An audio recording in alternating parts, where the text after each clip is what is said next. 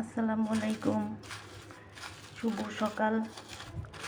এই যে আজকে সকালে গরম ভাত আলু ভর্তা, এই যে গরম ভাত আলু ভর্তা দিয়ে ভাত। আমি এখন আলু ভর্তাটা মেখে নিচ্ছি।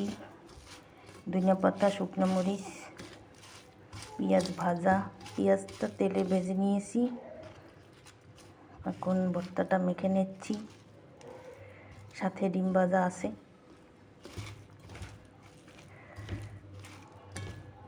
গরম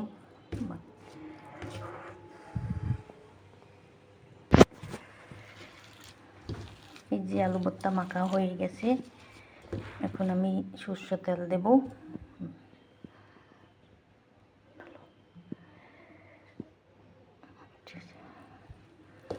এবার সরষের তেল দিয়ে মেখে নেব। ঝাল ঝাল আলু ভর্তা গরম গরম ভাতের সাথে সকালবেলা শীতের দিনে খুবই ভালো খেতে।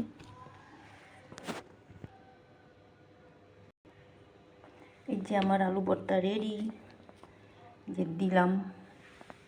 তারপরে এই যে ডিম ভাজা, আলু ভর্তা আর ডিম ভাজা। এই তো আল্লাহ হাফেজ।